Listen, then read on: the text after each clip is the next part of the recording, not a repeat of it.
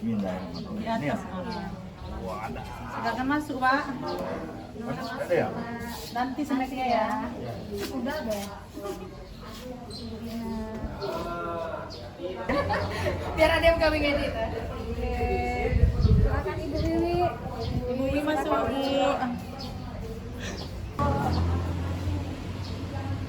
Itu jadi mau datang, jadi emang nggak bisa nggak bisa, sangat kurang merasa. Ada di dalam. Assalamualaikum warahmatullahi wabarakatuh. Terima kasih Bapak Ibu atas kehadirannya pada kegiatan kami hari ini. Sebelumnya, marilah sama-sama kita panjatkan puji syukur kehadiran Allah Subhanahu wa Ta'ala, karena berkat nikmat dan rahmatnya jualah kita dapat berkumpul di ruangan yang sangat indah ini ya Bapak Ibu, untuk melaksanakan kegiatan, salah satu rangkaian kegiatan pendidikan guru penggerak kami, yaitu diseminasi budaya positif. Salawat beriring salam, tak lupa juga kita aturkan kepada junjungan kita, tauladan kita, Nabi besar Muhammad SAW. Untuk memulai acara atau kegiatan kita pada hari ini, marilah bersama-sama kita membuka acara ini dengan melafazkan lafaz basmalah. Acara yang berikutnya yaitu menyanyikan lagu kebangsaan Indonesia Raya. Kami mohon kesediaannya untuk Bapak Ibu berdiri sejenak.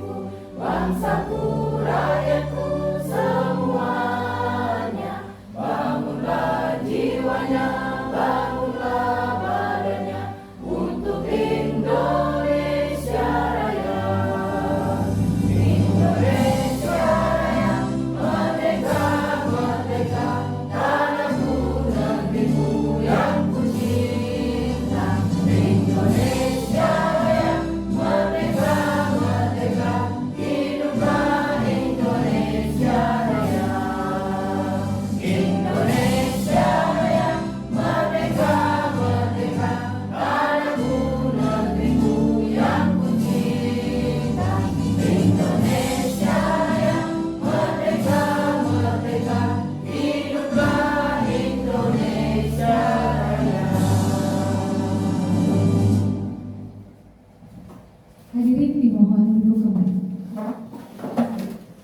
Kita lanjut ke acara yang berikutnya, yaitu kata sambutan dari Kepala UPTD SD Negeri 14 Komawi. Kepada Bapak Putut kami persilakan.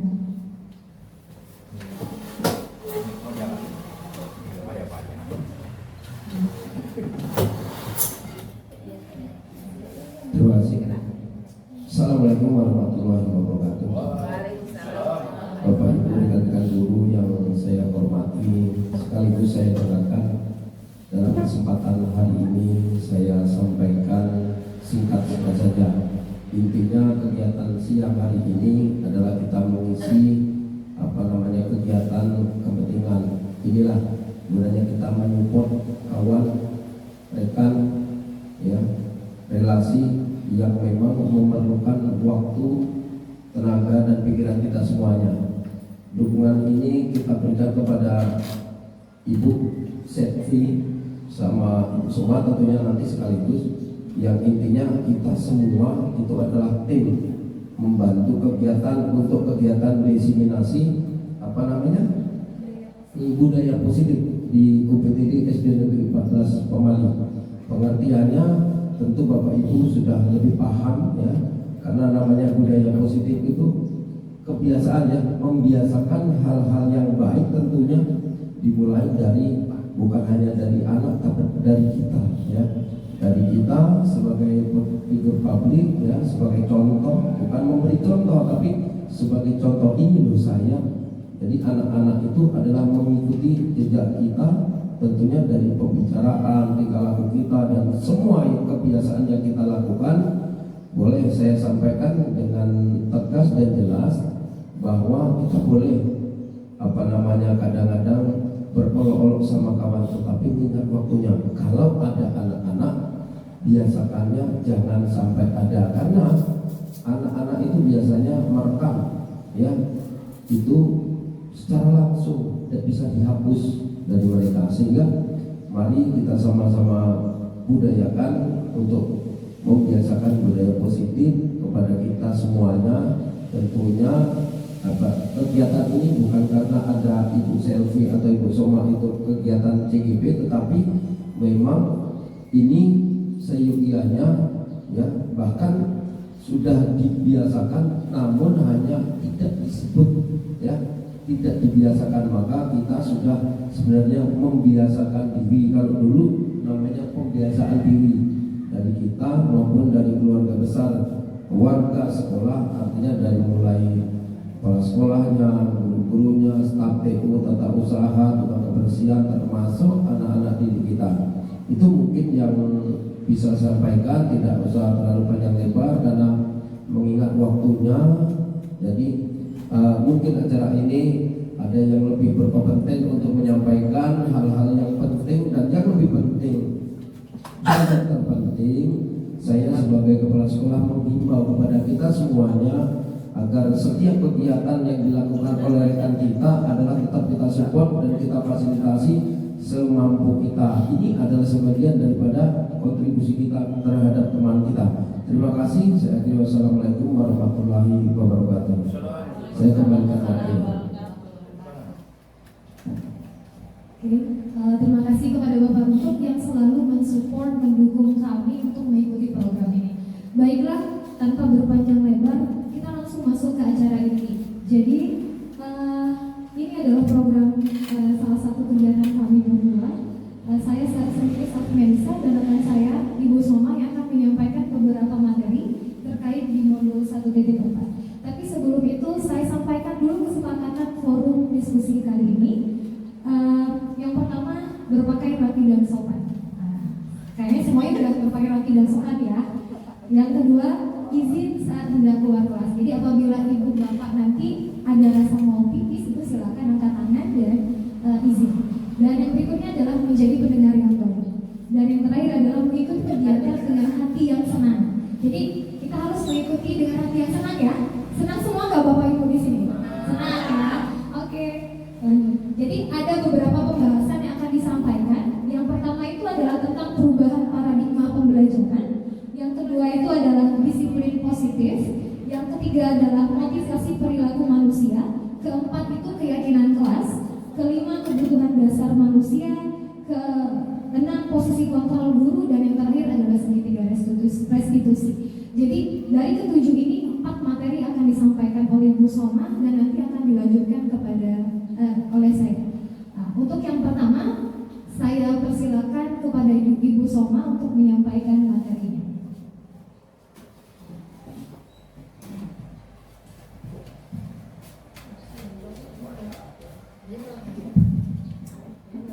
Assalamualaikum warahmatullahi wabarakatuh.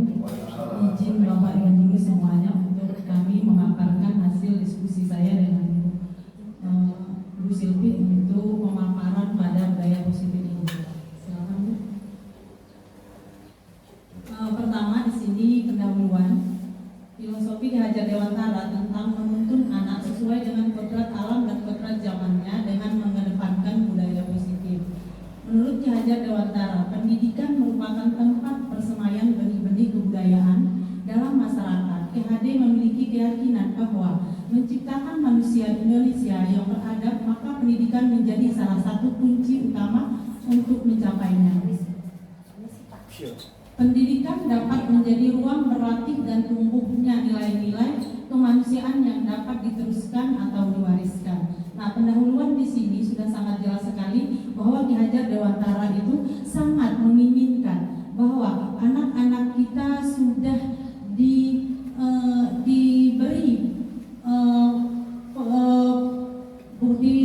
dengan kebudayaan positif tadi atau nilai-nilai positif dari kita sebagai guru. Di sini diibaratkan kita sebagai seorang petani atau pak tani yang akan menanam benih-benih. Tentu ini benih-benih ini kita mengharapkan benih-benih yang unggul. Nah, di sini tentunya seorang petaninya atau saya seorang petaninya tentunya akan menjaga bibit itu supaya unggul. Tentunya saya harus memberi pupuk, airnya yang cukup sehingga benih-benih tersebut terjaga dan menghasilkan bibit-bibit kualitas-kualitas yang baik tentunya di masa yang akan datang. Selanjutnya, di sini apa sih budaya positif? Ya, sebelum kita lebih lanjut tentunya kita harus tahu dulu apa sih budaya positif. Ya, budaya positif merupakan perwujudan nilai-nilai atau keyakinan universal yang ditetapkan di sekolah. Nah, ini sudah jelas. Keyakinan berarti kita yakin kita bisa ya untuk mendidik ya anak-anak kita itu menjadi yang terbaik ya. Budaya positif dapat mendorong murid untuk berpikir, bertindak dan menciptakan sebagai proses memerdekakan dirinya sehingga murid-murid mampu mandiri dan bertanggung jawab. Dengan adanya budaya positif ini, siswa kita yakin bahwa saya nanti akan menjadi apa. Itu saya yang menentukan sebagai muridnya. Murid berkata, saya mau jadi apa, itu sesuai keinginan saya. Tentunya memiliki karakter yang baik dulu ya. Dengan adanya budaya positif di sekolah itu mendorong motivasi anak mau jadi apa ya. Konsep selanjutnya di sini konsep inti budaya positif terdiri dari beberapa bagian. Yang pertama, perubahan paradigma belajar. Yang kedua, adanya disiplin positif. Yang ketiga, motivasi perilaku manusia. Yang keempat, kebutuhan dasar manusia. Dan kelima, posisi kontrol restitusi. 6, keyakinan kelas. Yang ketujuh, segitiga restitusi. Selanjutnya, yang pertama itu kita memasuki perubahan paradigma belajar. Di sini paradigma belajar yang pertama itu adanya paradigma lama pembelajaran yang dulu mungkin yang kita rasakan saat kita belajar di sekolah, di saat kita duduk di SD. Mungkin masih terbayang dengan jelas ya di benak kita bagaimana saya SD dulu belajarnya. Sudah sangat jelas berbeda dengan zaman yang sekarang.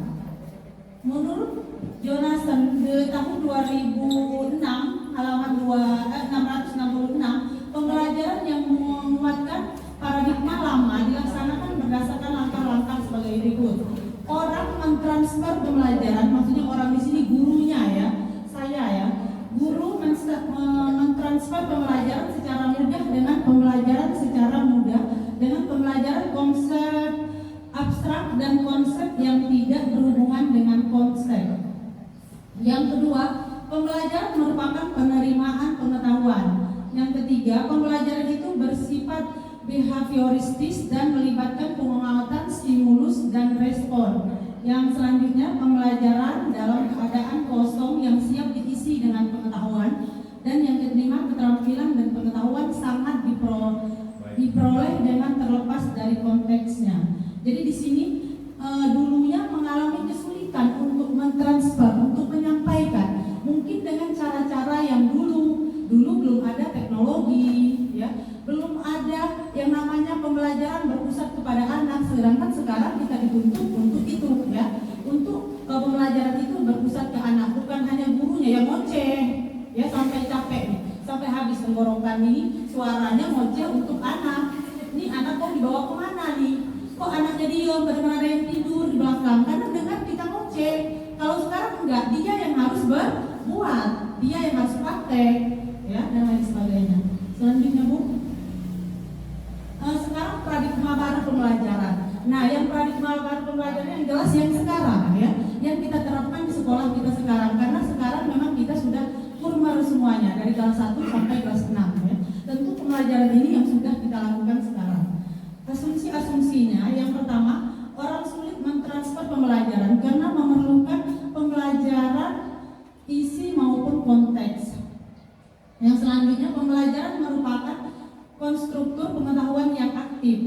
Pembelajaran bersifat kognitif dan dalam suatu keadaan pertumbuhan dan evaluasi yang konstan. Yang selanjutnya, pembelajaran membawa kebutuhan dan pengetahuan mereka dalam situasi-situasi belajar. Yang selanjutnya, keterampilan dan pengetahuan yang sangat baik diperoleh dalam konteks yang realistik.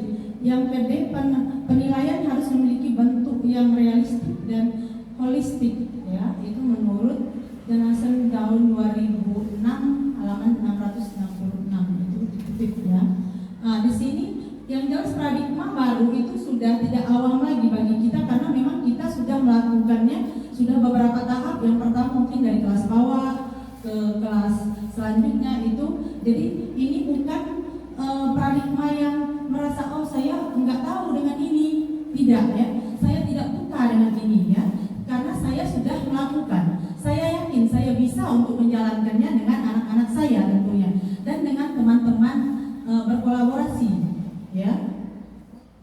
Selanjutnya, Bu. Yang selanjutnya ada disiplin positif. Apa itu disiplin positif, ya? Jangan kita bilang oh kita harus menerapkan disiplin positif. Apa dulu sih disiplin positif, ya? Disiplin positif di sini adalah suatu pendekatan untuk menerapkan disiplin dari dalam diri anak tanpa hukuman dan hadiah, ya. Jadi memang harus lahir dari anak itu sendiri, ya. Tidak ada iming-imingnya. Nah, kau harus rajin, ya. Ibu kasih ini, misalnya hadiah apa atau uang misalnya. Bukan seperti itu. Disiplin positif harus ada motivasi dari dalam diri anak itu sendiri, ya. Sehingga dia akan tumbuh menjadi manusia yang berkarakter, akhlak mulia dan segala macamnya, ya. Karena adanya memang sudah kita menerapkan disiplin positif. Disiplin positif lebih disiplin diri yang memiliki motivasi internal, ya. Selanjutnya, Bu. Tujuannya, apa sih tujuan adanya disiplin positif di sekolah? Apakah mendidik anak yang bagaimana, ya? Mari kita lihat di sini. Menanamkan motivasi yang ketika murid-murid kita yaitu untuk menjadi orang yang mereka inginkan dan menghargai diri sendiri dengan nilai-nilai yang mereka percaya.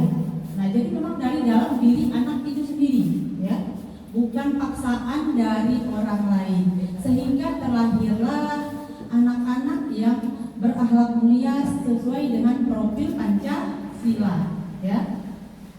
Jadi harapan kita tentunya dengan adanya disiplin positif, sekolah kita akan lebih baik lagi ke depannya. Selanjutnya, motivasi perilaku manusia. Motivasi perilaku manusia di sini ada 3. Yang pertama, untuk menghindari ketidaknyamanan atau hukuman adalah tingkat terendah dari motivasi perilaku manusia. Nah, di sini ini yang sering kita temui. Anak-anak kadang-kadang dia hanya untuk menghindari hukuman dari gurunya pada saat itu. Misalnya saya karena guru kelas, ini pelajaran MTK. Oh, kemarin nggak selesai ini pekerjaan di sekolah, terpaksa bawa pulang. Saya sudah janji kalau ketemu MTK sekali lagi maka harus dikumpul tugasnya. Kadang-kadang anak itu tidak mengerjakannya dengan maksimal, hanya tunggu teman saja nyontek. Kenapa harus nyontek? Karena nggak ada motivasi dari dalam dirinya untuk belajar, ya. Nah, yang inilah yang dikatakan motivasi perilaku manusia yang hanya menghindari hukuman. Biar saya tidak dihukum ibu nantinya pas masuk kelas. Saya mencontek dulu lah. Nanya si Ali sudah belum tugasnya? Sudah, boleh mencontek nggak? Silahkan mencontek katanya. Ya sudah, menconteklah anak tersebut. Jadi memang tidak ada motivasi dari dalam diri anak tersebut, ya. Sehingga muncullah yang ini, perilaku yang pertama. Perilaku yang kedua, untuk mendapatkan imbalan atau penghargaan dari orang lain. Kadang-kadang ada iming-iming. Jangankan kita sebagai guru, mungkin adalah sesekali, terutama di rumah. Ini biar anaknya lebih belajarnya lebih lihat. Oh nak, nanti ya kalau kamu belajar nilainya 100 atau dapat nilai A yang sekarang biasanya ABC, ibu nanti akan beli baju baru ya. Nah, itu kadang-kadang anak memang termotivasi untuk itu. Tapi jangka panjangnya kurang bagus juga. Masa dia mau mengerjain kita harus kasih baju baru, kita harus kasih uang, ya, atau harus jajan es krim dulu, ya, nggak mungkin seperti itu, ya. Ada waktu-waktu tertentu yang boleh kita terapkan dan ada waktu-waktu tertentu memang kita harus menyuruh dia mandiri, memang harus lahir dari dalam benaknya saya harus belajar biar pintar, biar naik kelas ya. Dan yang selanjutnya untuk menjadi orang yang mereka inginkan dan menghargai diri sendiri dengan nilai-nilai yang mereka percaya. Nah, di sini dengan sudah tumbuhnya perilaku manusia dengan arahan dari kita sebagai guru dan orang tua, tentunya akan ada tumbuh nilai-nilai moral yang baik di sana nanti. Selanjutnya Bu, kebutuhan dasar manusia ya. Kalau berbicara kebutuhan dasar manusia berarti semuanya ya, kita juga termasuk, bukan hanya anak-anak. Di sini ada bertahan hidup, ada penguasaan, ada kesenangan, ada kebebasan, dan ada kasih sayang dan rasa diterima. Ya, ini saya rasa tidak asing lagi sih bagi kita. Yang mana bertahan hidup, ya, yang mana bentuk kasih sayang. Ya. Selanjutnya Bu, bertahan hidup yang pertama. Kalau bertahan hidup tanpa saya jelaskan mungkin di sini sudah tahu semuanya. Yang pertama tentunya kita harus makan dan minum dulu, baru kita bisa bersama-sama di sini untuk mendidik, untuk mengajar dan lain sebagainya. Begitu juga anak-anak, tidak akan bisa dia mengikuti pembelajaran saya di kelas kalau dia tidak makan dan minum dari rumah. Kadang-kadang ada sih ditanya, "Nak, sudah sarapan belum?" "Belum Ibu." "Coba tunjuk tangan yang belum." Banyaknya anak-anak yang belum. Memang agak beda di kelas. Dia lemes, kadang-kadang lah muak, barulah kita absen. Ya, benar nggak? Pasti itu. Ya. Nah, jadi memang kalau saya di grup mak-mak paguyuban itu saya ingatkan, "Mama tolong anaknya dikasih sarapan dulu kalau pagi-pagi, biar apa? Semangat." Apalagi jam pertama ketemunya Pak Pujakar. Yang disuruh Pak Pujakar lari keliling lapangan berapa kali misalnya, belum juga lari, Pak Pujakar harus gendong nantinya pingsan duluan. Ya. Nah, di sini. Jadi kalau kebutuhan hidup itu pasti kita sudah tahu semuanya. Alhamdulillah anak-anak kita sepertinya sudah terpenuhi ya, Ibu Bapak, kalau kebutuhan untuk hidup. Kalau nggak terpenuhi tidak mungkinlah dia sampai ke sekolah. Selanjutnya kasih sayang. Nah, kasih sayang dan rasa diterima. Nah, tentunya kasih sayang ini bukan juga untuk anak-anak didik kita ya. Kita juga sama ya, memiliki kasih sayang antar sesama teman, antar sesama rekan guru ya. Tentunya saling support itu juga sudah bentuk kasih sayang ya. Begitu juga anak, masa kita ngajar barulah ibu ini datang ngoceh kata anak ya. Nah, kadang-kadang memang ada itu yang harus ada sumbernya yang kita ngoceh pagi-pagi. Kadang-kadang kelasnya berantakan. Kalau saya itu memang seperti itu. Kalau di kelas 5 barulah mau mijakkan lah, ada jamu lapur kalau sekarang ya, yang berwarna merah warna segala macam di kelas ya. Nah, itu juga bentuk kasih sayang sebenarnya. Saya tidak mau seperti itu, tapi memang kondisinya. Masa kita ngajar kita biarkan di botol? Kan visi kita sudah jelas, peduli lingkungan. Jadi kita sebelum mengajar harus lihat dulu nih kondisi ya. Sebelum mengajar pasti saya mengamankan sampah terlebih dahulu. Selanjutnya Bu, kebebasan. Nah, kalau kebebasan tentunya tahu juga ya kita sebagai guru. Kebebasannya tapi bukan sebebas-bebasnya ya. Bukan sebebas-bebasnya artinya segala yang dilakukan anak terserahlah masa bodoh. Anak saya bukan, sepupu saya bukan, enggak seperti itu. Ya, walaupun ini merdeka ya, guru-gurunya merdeka, tapi ada kebebasan anak di dalam belajar maksudnya. Kalau selama ini mendengarkan ibu sama ngoceh, ngantuk bubuk. Nah, jadi sekarang enggak lagi, dia yang harus banyak bergerak, ya, menyelesaikan masalah,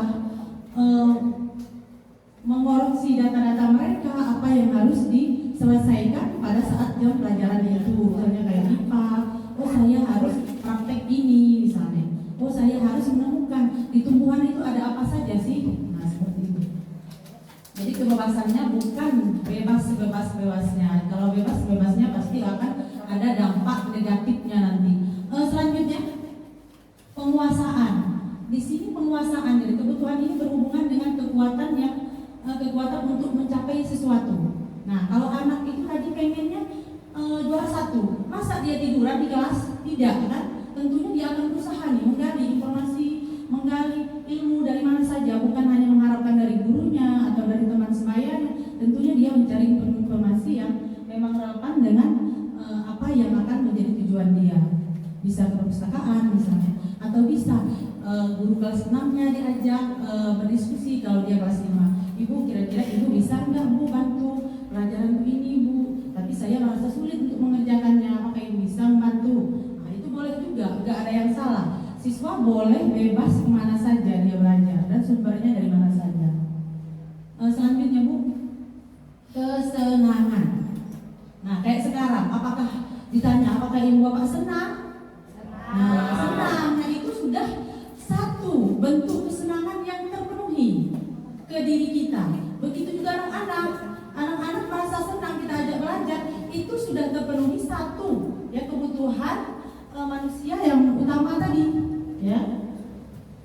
Di sini kan ada contohnya nih, anak yang sedang bermain bersama-sama yang suka bergurau, melucu, ia melakukannya karena iseng dan ia memang sengaja dengan keisengannya tersebut sehingga wajah teman-temannya yang ceria itu dia senang melihatnya ya. Jadi dia sudah berusaha untuk memenuhi kesenangan ini sudah terpenuhi kalau dari kitanya. Kalau kitanya tentunya nggak ada nih, yang anak tiba-tiba nangis, nggak ada karena apanya, tiba-tiba kita pukul nangis, itu nggak ada yang seperti itu ya. Yang adanya kita maunya membawanya ke keceriaan ya, kesenangan biar dia senang belajar. Yang selama ini MPK itu sulit, IPA itu sulit, nggak ada yang sulit kalau kita ajak kesenangan tadi, misalnya menonton video atau kita praktek misalnya, atau kita eksperimen apa, membuat apa, makanan apa misalnya. Kayak IPA itu misalnya buat makanan yang kayak dari nangka koko itu bisa ya, atau tempe misalnya ya. Selanjutnya, oh iya, nggak terasa ya sudah beberapa menit saya menyampaikan materi, mungkin ada kejenuhan, maka kita akan ada ice breaking dulu sebentar ya. Jadi kami minta waktunya untuk Bapak Ibu guru untuk berdiri ya, untuk melakukan ice breaking biar tidak ngantuk karena memang kondisinya siang ya. Ayo silakan. Harus semangat ya.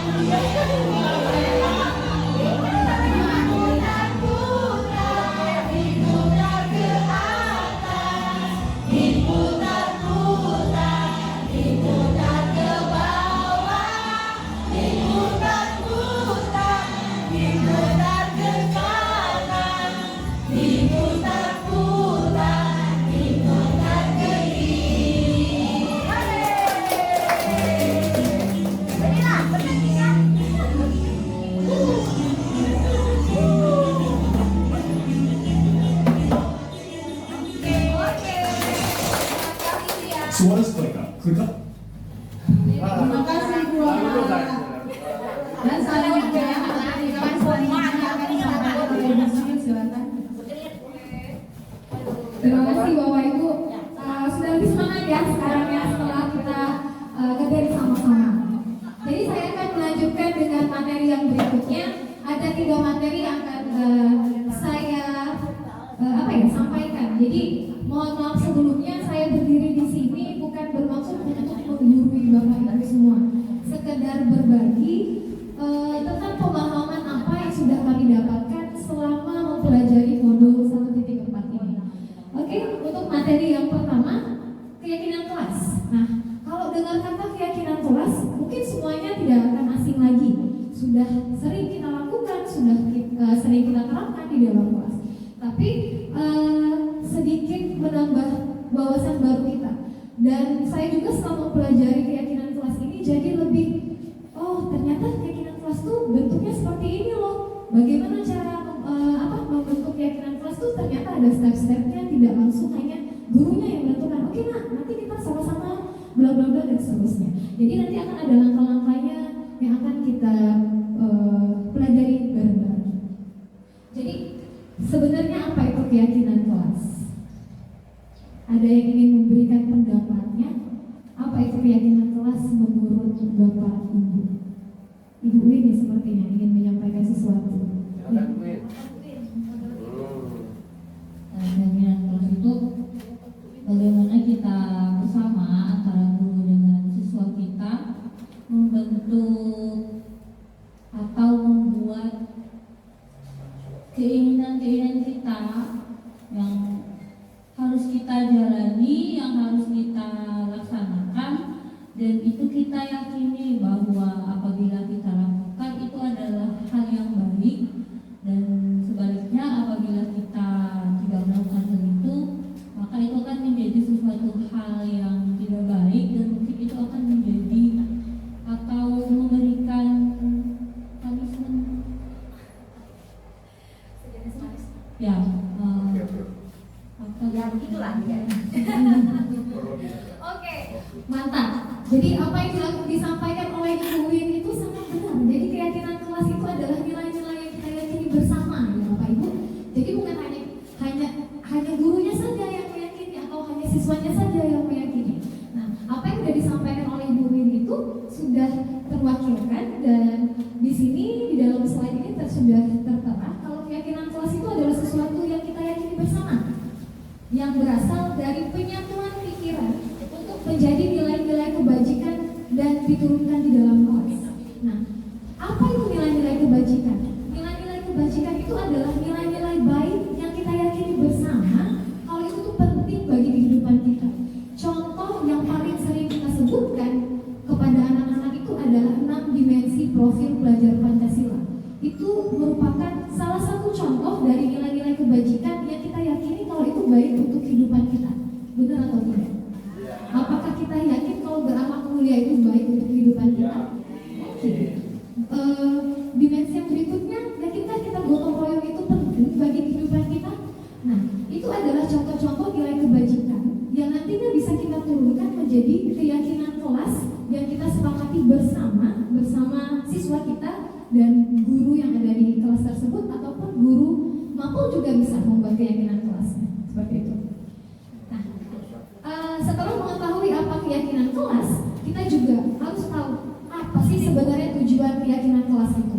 Nah, tujuannya itu adalah menciptakan pembelajaran yang berpusat pada murid. Lagi-lagi berpusat pada murid.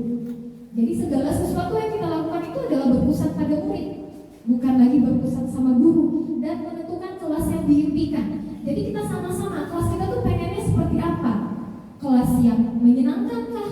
Kelas yang tertibkah? Atau kelas yang religiuskah? Atau seperti apa? Itu nanti bisa kita impikan sama-sama.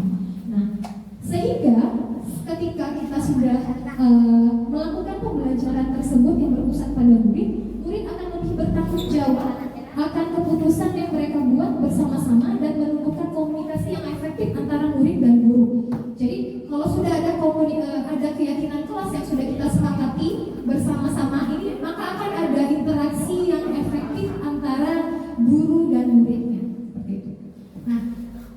Untuk menyusun keyakinan kelas itu ada beberapa langkah-langkah yang bisa kita lakukan. Yang pertama itu adalah berdiskusi memunculkan peraturan yang perlu ditaati warga kelas. Nah, jadi ternyata antara kesepakatan kelas dan keyakinan kelas itu berbeda. Ya, kesepakatan kelas itu adalah ide-ide atau pikiran yang dituliskan. Biasanya kalau kita di awal pembelajaran itu membentuk keyakinan kelas itu biasanya kita meminta anak-anak untuk menulis kelas yang seperti apa yang mereka impikan. Misalnya doa sebelum dan sesudah belajar. Nah, itu yang kita sebut dengan kesepakatan kelas. Hasil dari semua pikiran anak-anak itu yang kita sebut dengan kesepakatan kelas. Nah, setelah itu nanti kita akan mengubah peraturan menjadi kalimat yang lebih positif. Biasanya anak-anak itu nulisnya tidak boleh berkelahi atau jangan ribut di kelas. Nah, kalimat-kalimat yang negatif itu alangkah baiknya kita ubah menjadi kalimat yang lebih positif.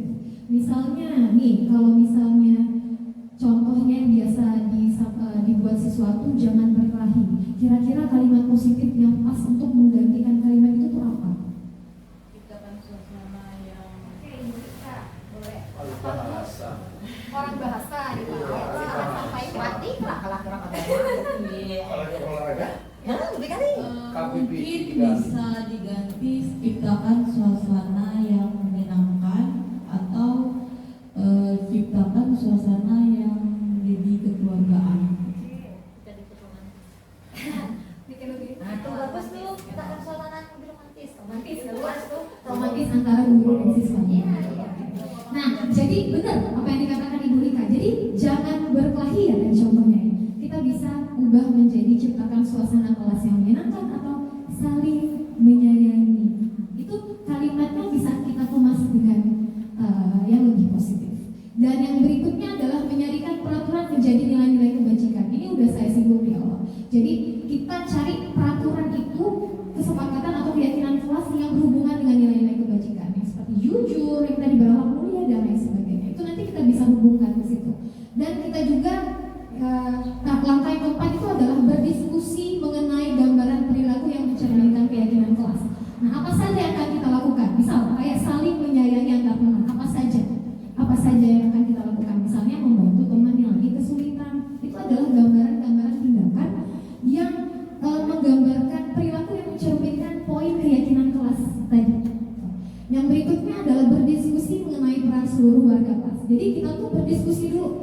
Peran guru itu apa? Peran siswa itu seperti apa? Nah, itu kita diskusikan sama-sama. Peran guru itu mengajar, peran siswa itu adalah belajar.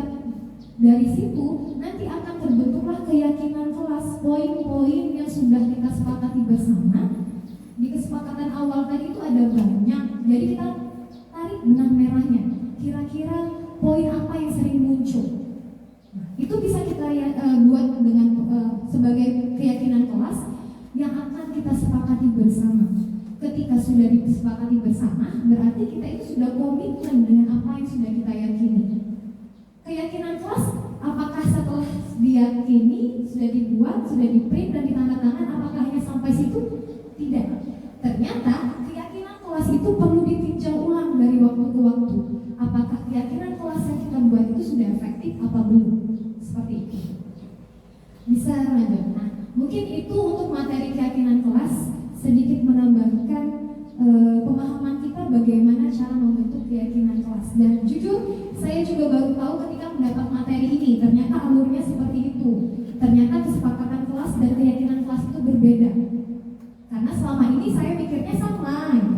Tapi setelah mendapatkan materi ini, oh ternyata seperti ini. Semoga ini bisa membantu. Nah, ini adalah materi yang paling saya jadikan bahan refleksi bagi diri saya sendiri. 5 posisi kontrol guru ketika menghadapi siswa-siswa yang bermasalah.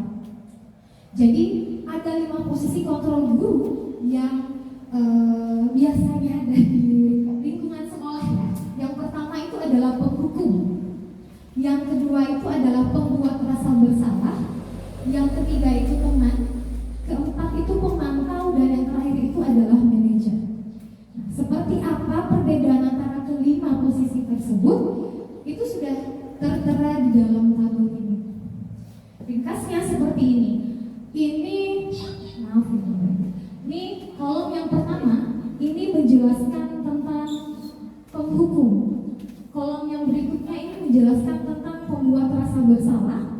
yang ketiga itu teman, pemantau, dan yang terakhir itu posisi yang paling ideal sebagai seorang manajer. Apa perbedaannya? Yang pertama, biasanya seorang guru yang memposisikan diri dia sebagai penghukum itu akan menghardik, menunjuk, menyakiti, dan menyindir. Itu yang biasanya dilakukan. Yang kedua, bercerana, membuat rasa bersalah tuh, nah, jangan gitu lagi lah. Nanti ibu ini dimarah oleh Pak Rekut. Nah, gitu. Jadi mereka tuh merasa bersalah ketika membuat kesalahan. Oh, dosa dah membuat kesalahan lagi, nanti di selfie dimarah sama Pak Rekut. Seperti itu maksudnya, pembuatan rasa bersalah. Yang berikutnya adalah memposisikan diri kita sebagai teman. Apa yang biasanya guru perbuat itu adalah membuat alasan untuk muridnya. Di sini kita tuh melindungi murid. Misalnya pada saat pelajaran pemuzakan, siswa saya tuh udah bawa baju olahraga, nanti saya membela. Itu memposisikan diri kita sebagai teman. Kalau pemantau biasanya dia hanya memantau dari jauh ketika melakukan kesalahan. Sedangkan yang terakhir itu adalah manajer. Biasanya ini melakukan sedikit penyelidikan dari alasannya kenapa dia melakukannya, dan terakhir itu akan berakhir pada solusi. Biasanya yang dikatakan guru ketika dia memposisikan diri dia sebagai penghukum itu adalah awas ya, ada kata awasnya, awas ya, tunggu nanti kamu. Itu posisi dia sebagai penghukum. Atau kalau pembuat rasa bersalah, apa yang biasanya guru itu katakan? Nih yang sudah saya jelaskan tadi. Seharusnya kamu sudah tahu ibu lelah sekali, sudah stres, ziu terus yang diurusin. Misalnya seperti itu. Iya, nah itu sebagai membuat rasa bersalah. Tapi sayangnya siswa itu nggak merasa bersalah terus ya, ulang terus. Nah, posisi sebagai teman ini tadi, ayolah, nanti Miss dimarah atau nanti ibu dimarah, lakukanlah demi Miss, bantulah Miss ini, bantulah ibu atau bantulah bapak. Nah, kalau pemantau selalu nanya, ingat nggak sama peraturan kita? Apa? Kalau misalnya ngomong berkata kasar tuh apa? Hafalan Miss, misalnya 5 kosakata bahasa Inggris. Nah, posisi pemantau itu hanya memantau. Ingat gak mereka dengan hukuman ataupun konsekuensi dari apa yang mereka lakukan. Dan yang terakhir itu adalah manajer.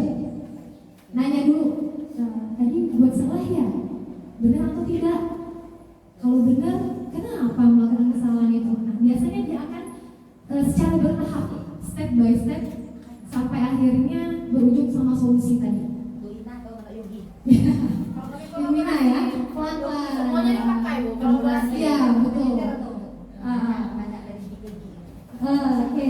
Nah, kalau kita memposisikan diri kita sebagai penghukum, maka hasilnya siswa kita itu akan memberontak, membangkang. Dia akan melakukan kesalahannya terus-menerus. Dia menganggap kita sebagai musuh.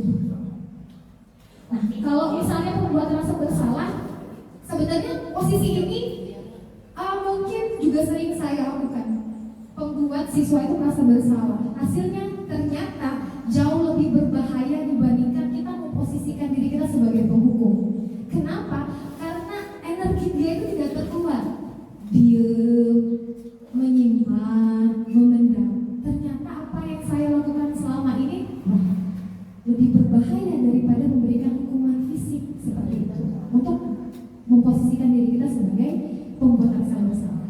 Yang berikutnya itu adalah teman. Nah, ini dia, kalau kita memposisikan diri kita sebagai teman tuh sesuatu akan ketergantungan.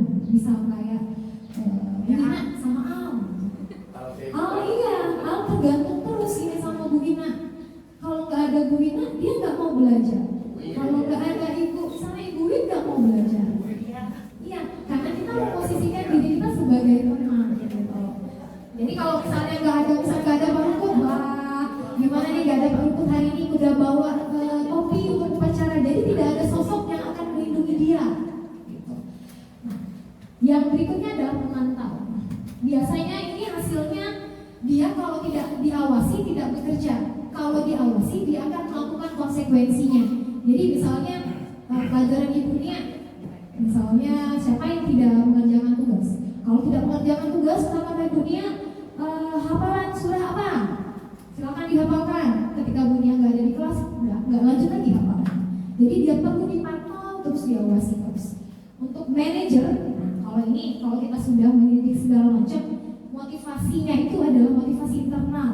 Dia sudah tidak membutuhkan lagi motivasi eksternal. Dia sudah bisa menghargai diri dia sendiri. Akan jadi seperti apa mereka ini? Akan menjadi siswa seperti apa? Maka dari itu, untuk keempat posisi ini masih membutuhkan motivasi eksternal, motivasi dari luar. Untuk penghukum dan pembuat rasa bersalah itu biasanya anak-anaknya menghindari hukuman, takut terhadap hukuman. Kalau kita memposisikan diri kita sebagai teman dan sebagai pemantau, biasanya siswa itu motivasi ekstrinsiknya seperti sudah Ibu Soma jelaskan adalah mengharapkan imbalan, mengharapkan penghargaan, walaupun hanya sekedar ngasih permen. Makanya ternyata kalau seandainya kita lagi main di kelas itu, kita tuh nggak boleh ngasih coklat hanya sama pemenang saja. Itu akan menimbulkan kecemburuan sosial. Jadi kalau kita bermain, ya bermain. Kalau satu dapat permen, semuanya rewardnya dapat permen, itu boleh. Tapi kalau seandainya nanti kelompoknya Bu Wiwi menang, kelompok Pak Put kalah dan Karin kalah, yang dapat coklat hanya kelompok Bu Wiwi, ternyata itu nggak boleh. Saya juga baru tahu seperti itu. Maupun untuk anak SD, SMP, apalagi SMA. Tapi kalau dapat permen semua itu boleh. Dan nah, ini adalah posisi yang paling ideal ketika kita menghadapi siswa yang bermasalah, adalah seorang manajer. Ini posisi yang sulit dan ya tergantung, kadang kita memposisikan diri kita sebagai manajer itu tergantung siswanya ya. Terkadang siswanya tuh ada yang lokal, kita sudah memposisikan diri kita sebagai penghukum, nggak mempan. Memposisikan diri kita sebagai pembuat rasa bersalah, nggak mempan, dan seterusnya. Jadi mudah-mudahan nanti kalau kita sudah nanya baik-baik, Ibu Win tadi makannya di kelas, nanya kenapa nggak sarapan, kenapa nggak sarapan? Saya nggak sempat lagi tadi bangunnya siangan jadi buru-buru. Jadi itu nanti berproses. Kalau sudah tahu, oh berarti awal mulanya alasannya Bu Win itu adalah bangun kesiangan. Kira-kira apa yang Bu Win lakukan supaya nggak kesiangan lagi? Pasang alarm. Oke, pasang alarm, tidurnya lebih awal. Nah, nanti siswa ini akan terbiasa menyelesaikan masalahnya sendiri kalau kita memposisikan diri kita sebagai manajer. Jadi ini bagi saya pribadi, materi yang membuat saya merefleksikan diri saya sendiri. Oh, selama ini apa yang saya lakukan itu masih salah, seperti itu. Bagaimana cara yang baik itu sangat sulit, makanya belajarnya pelan-pelan. Jadi kalau ikut pendidikan guru penggerak itu bukan semata-mata kami ikut jadi guru penggerak, semacam itu enggak. Semuanya sama. Semuanya itu butuh proses untuk menuju pribadi guru yang lebih baik lagi. Jadi nanti jangan seolah-olah guru ini harus gini segala macam, enggak. Dan nanti akan jadi beban tersendiri bagi saya pribadi sebenarnya. Saya nggak tahu dengan CGP lain. Jadi orang yang sudah mengikuti pendidikan guru penggerak itu rentan dengan kategori yang sempurna, padahal tidak. Kami juga masih perlu belajar. Nah, ini untuk 5 posisi kontrol. Nah, ini saya mengambil satu kasus yang saya terapkan untuk menangani satu kasus murid tidak memakai atribut lengkap saat upacara. Kalau kita memposisikan diri kita sebagai penghukum, kita bilangnya gini. Ini hanya contoh ya. Patuhi aturan sekolah, berdiri di barisan lain. Biasanya barisannya itu akan kita pisahkan. Itu posisinya sebagai penghukum. Kalau kita memposisikan diri kita sebagai pembuat rasa bersalah, lagi-lagi bilangnya saya kecewa. Ibu kecewa sama kamu nih, berulang kali ngelakuin hal ini terus. Nah biasanya membuat diri dia itu, aku ini salah, aku ini sudah buat salah, aku ini sudah buat susah ibu atau bapak. Nah seperti itu. Kalau kita memposisikan diri kita sebagai teman, kita bisa bilang gini, kamu lagi kemarin-kemarin sudah diingetin terus, ya sudahlah, gabunglah sama barisan yang lain, silakan ikutin upacara. Itu memposisikan diri kita sebagai teman. Yang keempat, pemantau. Nih, kamu ini kan sudah melanggar aturan sekolah. Ingat gak kamu sama peraturan kita? Kalau nggak pakai atribut, ngapain? Itu posisi kita sebagai pemantau. Dan yang terakhir adalah manajer. Nah, ini penyelidikan tadi. Apa kamu tahu kesalahanmu? Apa kira-kira pendapatmu? Dan yang terakhir, bagaimana cara memperbaiki kesalahanmu? Kita memandu siswa itu untuk mencari solusinya sendiri, mengatasi masalahnya sendiri. Mungkin ini untuk materi tentang 5 posisi kontrol guru. Sekarang saya lanjut ke materi yang terakhir. Untuk menerapkan posisi diri kita sebagai manajer, kita bisa menuangkannya dengan yang namanya segitiga restitusi. Segitiga restitusi ini adalah hal yang sangat baru bagi saya, hal yang baru saya dapat ketika mempelajari modul ini. Apa itu restitusi?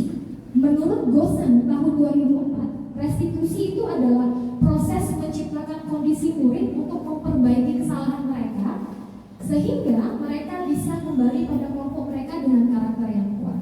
Jadi pernyataan ini seperti ini. Jadi kalau misalnya kita sudah berbuat salah itu kita tidak merasa bersalah terus. Jadi ketika kita balik lagi ke kelas tuh nggak kayak ini sangat bersalah, ini jadi orang yang gagal, ini sudah hari ini sudah membuat kesalahan yang sangat besar. Nah, segitiga restitusi ini adalah fungsinya adalah untuk memperbaiki kesalahan mereka, untuk menstabilkan identitasnya lagi. Kalau dia itu bukan sebagai murid yang salah pada kelompoknya nantinya. Nah, restitusi di sini bukan untuk menebus kesalahan, bukan. Restitusi adalah sebuah tawaran dan bukan paksaan. Restitusi fokus pada solusi dan dapat mengembalikan murid yang berbuat salah pada kelompoknya. Bisa lanjut, Ibu Karin? Apa saja yang bisa kita lakukan? Ada 3 langkah. Yang pertama itu adalah menstabilkan identitas. Yang kedua itu adalah validasi tindakan yang salah, dan yang terakhir baru berujung dengan menaikkan keyakinan kelas. Nah, kita bisa memberikan pertanyaan-pertanyaan ini ketika kita menstabilkan identitas. Ini juga baru saya terapkan ketika ada tugas tentang demonstrasi kontekstual, bagaimana cara mempraktikkan atau menerapkan segitiga restitusi sama anak. Nah, jadi di bagian menstabilkan identitas itu adalah ini mengubah identitas anak dari orang yang gagal karena melakukan kesalahan menjadi orang yang sukses. Biasanya kalau anak yang habis melakukan kesalahan itu ketika masuk dalam kelas dia merasa seperti artis. Ditanya terus, tadi kenapa dipanggil oleh guru ini? Jadi bagaimana cara kita menstabilkan identitas itu? Kalau dia itu tidak salah, bagaimana? Di sinilah, di langkah inilah kita bisa terapkan. Jadi kita tuh nanti bisa berkata seperti ini, ya Pak, yang namanya manusia itu pasti berbuat salah. Ibu juga pernah berbuat salah, kamu juga berbuat salah. Nah, kalimat-kalimat ini bisa kita terapkan pada saat di tahapan menstabilkan identitas. Lanjut, ketika kita sudah menstabilkan identitas dia, maka yang kedua itu adalah validasi tindakan yang salah.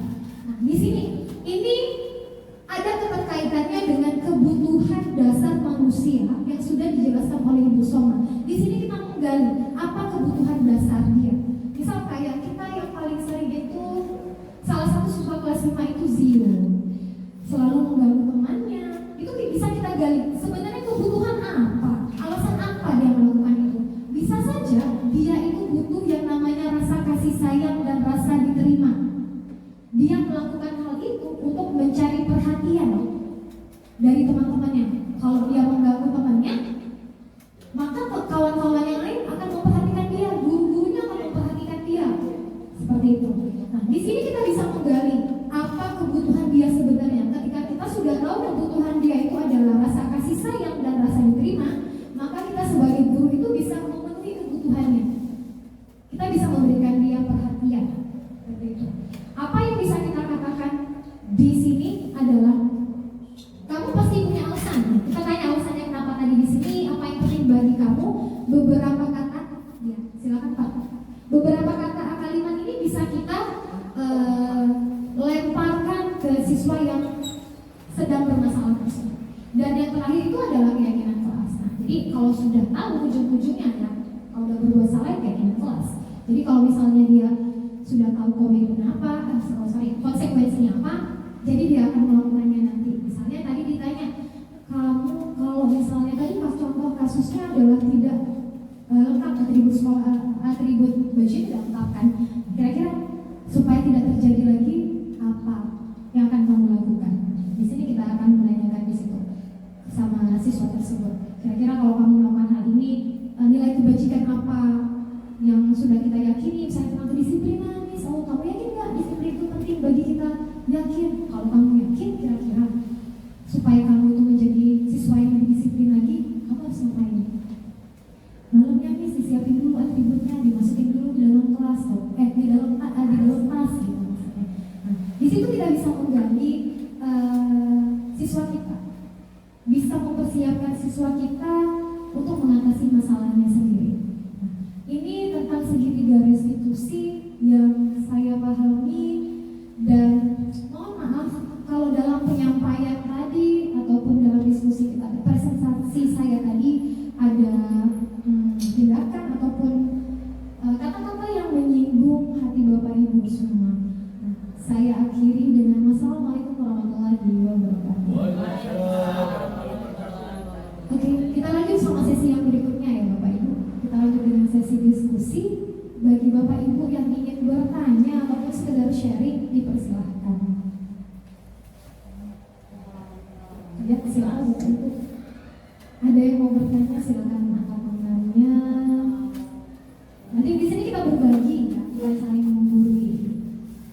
Ya, siapa Ibu Pep? Mau menanyakan sesuatu sepertinya? Oke, Ibu Win. Langsung saja ya.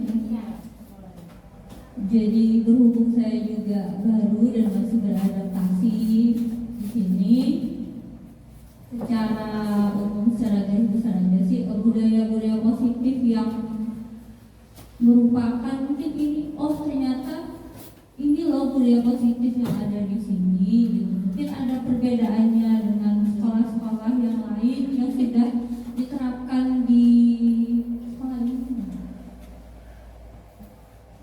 Ya, budaya positifnya antar guru, murid dengan guru, murid dengan murid. Oke, baik Bu Win. Jadi kalau bisa saya rangkum pertanyaan itu, apa contoh konkret budaya positif yang ada di sekolah kita ya? Oke. Ini akan kami tampung dulu. Ada lagi yang ingin bertanya atau berdiskusi? Ya, contoh konkret dari budaya positif yang ada di sekolah. Bapak? Ya, kalau menurut saya,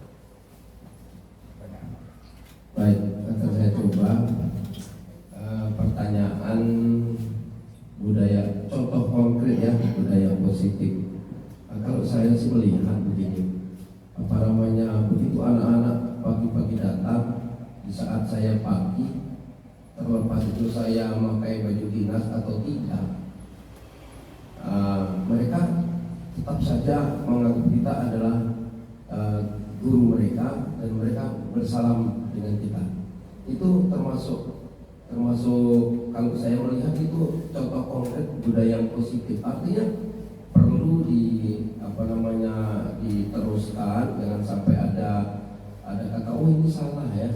Apalagi ada tamu ya, pengawas seperti tadi, anak-anak juga datang salah. Nah, ini adalah budaya positif. Oh ternyata menurut pengawas budaya positif di SD 14 baik itu guru maupun tamu bagi anak-anak itu adalah tetap mereka bersalam karena dia menghargai mereka, kemungkinan yang orang yang lebih tua dan harus dihormati begitu. Kemudian paling tidak kalau memang itu sudah menjadi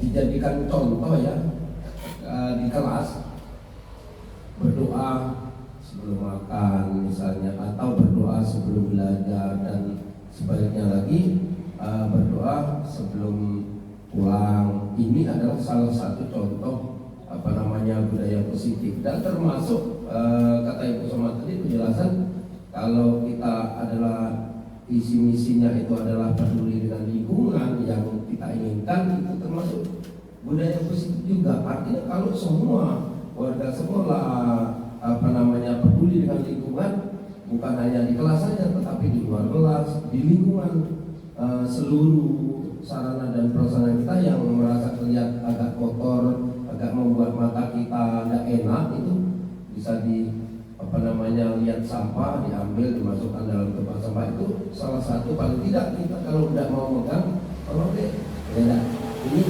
diambil masukkan tempat sampah. Ini salah satu. Jadi artinya banyak contoh konkret yang bisa dikembangkan.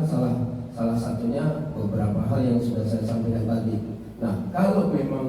itu adalah sebagai budaya yang positif, kalau perlu ditambah dari jumlahnya, ya mungkin volumenya, seringnya, ya paling tidak misalnya kalau memang dari agama ini ada biasanya satu tadi udah masuk ya, membaca doa sebelum makan, sebelum belajar, setelah makan, setelah belajar, kemudian mau tidur dan lain sebagainya, termasuk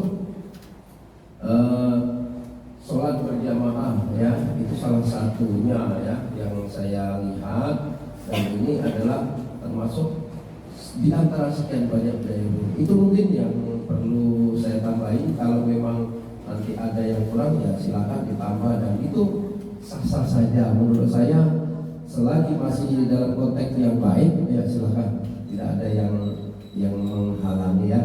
Oke, terima kasih. Oke. Baik, terima kasih Bapak telah membantu ya. Mungkin Ibu Soma ingin menambahkan tentang budaya positif yang dimaksud sama Bu Ina.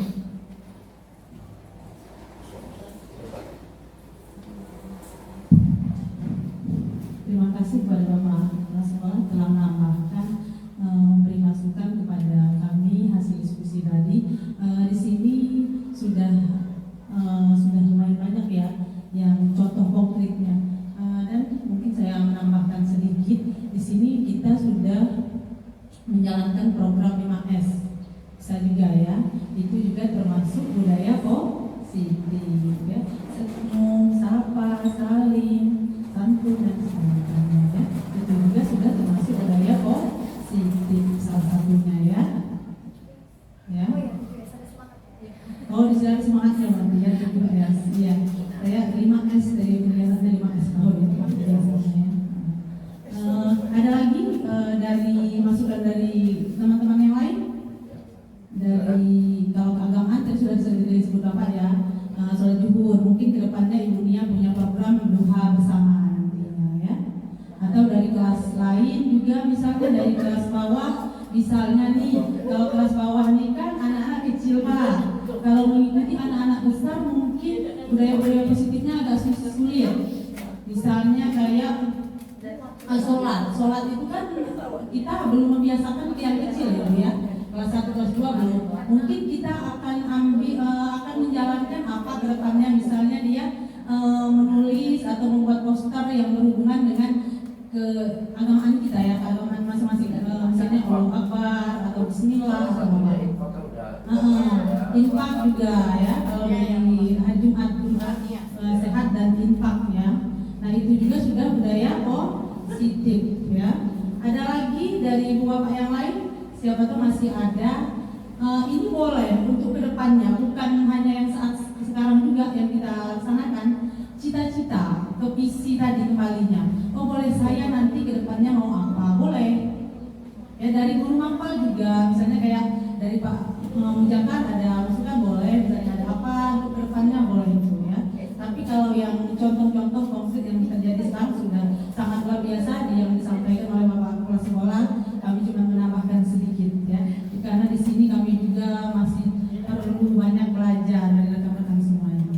Nah mungkin itu saja yang dapat saya tambahkan. Assalamualaikum warahmatullahi wabarakatuh. Masih semangat? Kayaknya di jam-jam rawan ya, Pak Muzakkar dari tadi. Kira-kira kebutuhan dasar apa yang Bapak perlukan sekarang? Kesenangan. Oke. Itu tadi jawaban dari pertanyaan Bu Win. Bagaimana Bu Win? Mantap, luar biasa. Ada lagi Bapak Ibu yang ingin menanyakan sesuatu atau berdiskusi? Oke, Ibu Dewi Iliani.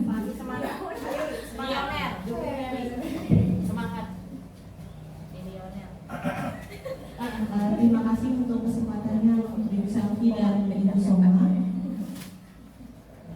Saya cuma mau tanya sedikit, bagaimana pandangan ibu-ibu semua? Kan di sini kita membahas tentang budaya positif, sedangkan untungnya di dalam internal kita, sekolah kita tidak sampai membuat anak itu merasa tersakiti baik fisiknya, ya kan? Sedangkan di luar kan kita tahu bahwa ada berita-berita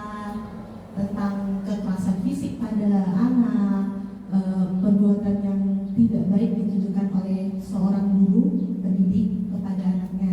Nah, pandangan Ibu bagaimana itu? Bagaimana caranya stigma antara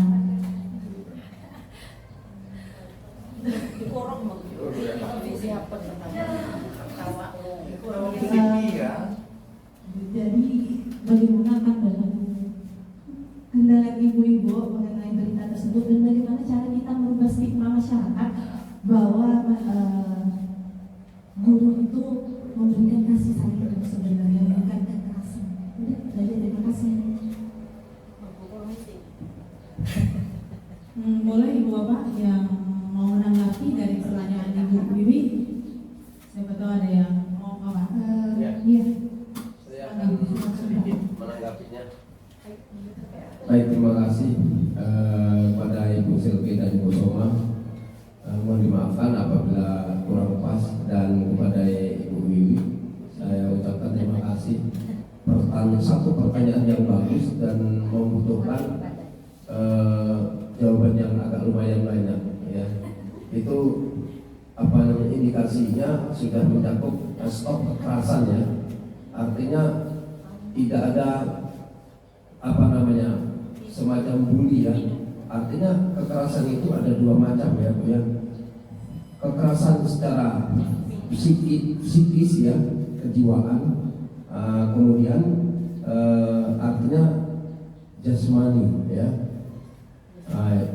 Contoh konkretnya itu adalah seorang guru atau di antara sesama siswa itu di sekolah atau semua warga yang ada di sekolah termasuk saya stop yang berkenaan dengan bully. Contoh, si Zio luar biasa, si Al luar biasa, dan mungkin yang Zio lain juga masih banyak, dan Al lain yang saya tidak bisa memantau satu persatu. Ini yang saya bilang indikatornya cukup banyak walaupun pertanyaan satu, ya. Stop bully, kekerasan itu baru psikisnya. Contoh, Al, kamu ini begini, ya, jangan disebutkan. Masih banyak kata-kata yang di belakang saya. Satu deretan, coba tanya kepada ahli bahasanya di Kamus Besar Bahasa Indonesia, sederetan agenda yang tidak baik untuk diucapkan oleh warga sekolah pada suatu ketika, karena ini lingkungan pendidikan saya bicara, oke, ya, bisa dipahami. Artinya stop, jangan dimunculkan kata-kata yang terekam langsung kepada anak. Itu tidak termasuk semua warga sekolah yang ada di sekolah.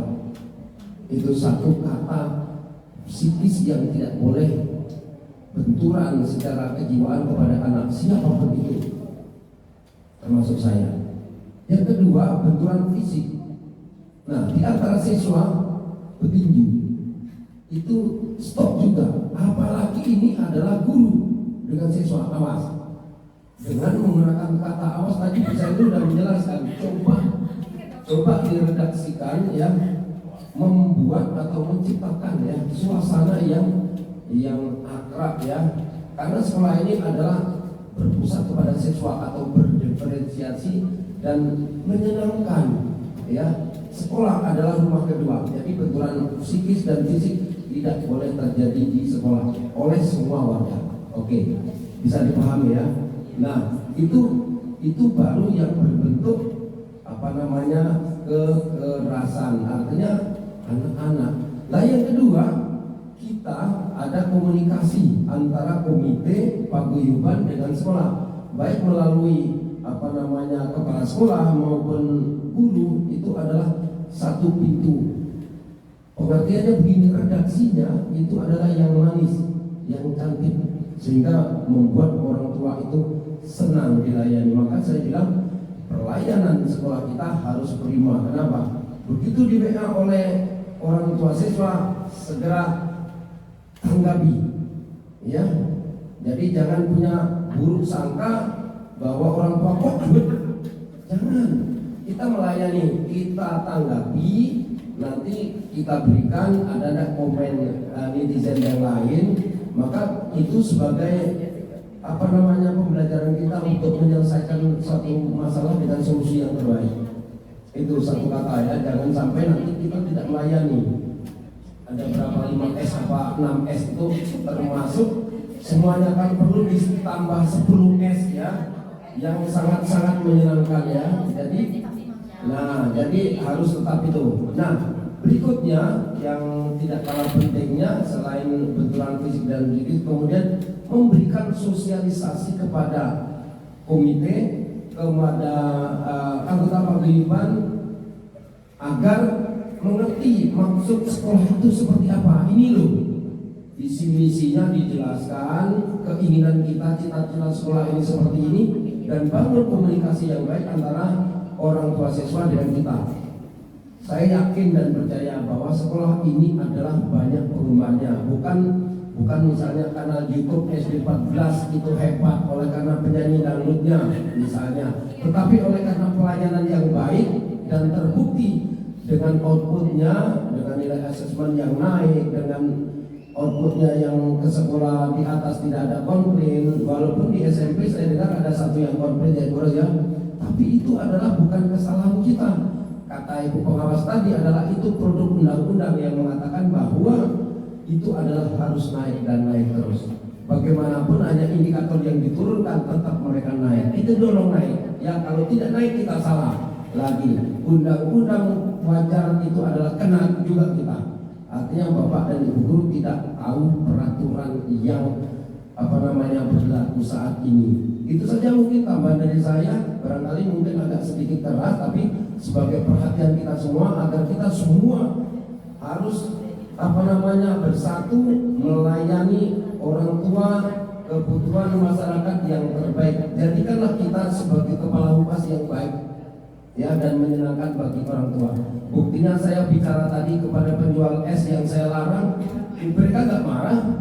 Cara menyampaikannya kita santun tapi tegas dan jelas ya, walaupun dengan sedikit mata agak besar. Terus kepada wali siswa juga respon positif, Pak masih dilanjutkan itu pembangunnya, masih tukangnya siapa saya bilang. Mereka akan bantu 2 truk pasir yang bagus. Saya tidak perlu terima kasih 1 truk saja yang bagus, nanti yang lainnya bisa diuangkan ya, atau diberikan bentuk yang lain. Ini adalah respon positif dari masyarakat kita ya, langsung disampaikan kepada saya sebagai kepala sekolah. Oke, itu terima kasih. Tolong ini adalah kerjasama yang baik, jangan sampai terputus sampai di sini. Estafet harus berlanjut. Terima kasih. Oke, lengkap sekali ya, Dewi, terhadap dengan pandangan atau stigma masyarakat kalau sekolah itu urusan dengan yang namanya perundungan dan kekerasan. Jadi benar apa yang kata Bapak bilang, bagaimana kita bisa membuktikan kalau sekolah kita itu anti perundungan, anti bullying. Sebenarnya apa yang sudah kita lakukan ini, apa yang pernah kita lakukan tuh sudah menunjukkan kegiatan-kegiatan positif, budaya positif, hanya saja tidak konsisten. Bisa jadi bulan ini terlaksana, bulan depannya tidak. Jadi belum. Iya, seperti itu Pak. Belum konsisten. Belum, Iya, kalimatnya betul. saya ubah. Belum. Artinya kalau belum bisa diubah pelan-pelan ya, secara kontinu ya, berkelanjutan tentunya. Ya kalau tidak itu kan artinya agak keras ya. Lanjut. Oke. Jadi bagaimana kita selalu bisa secara konsisten dan kontinu. Jadi berkelanjutan. Jadi sehingga masyarakat itu menilai, oh ternyata SD 14 itu guru-gurunya ramah, anak-anaknya itu tidak suka yang namanya bullying. Jadi benar apa yang dikatakan Bapak. Saya rasa apa yang sudah kita lakukan hari ini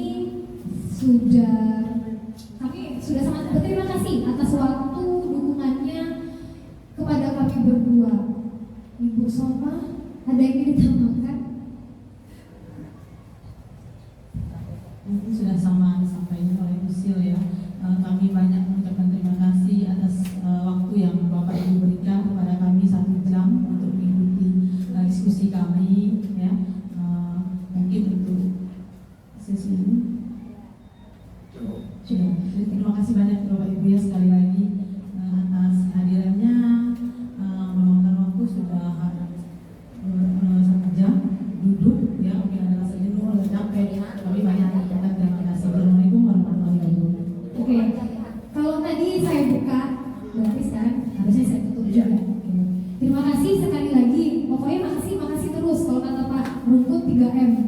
3M 3D. Jadi terima kasih sekali lagi atas dukungan, motivasi dan waktunya. Mungkin Pak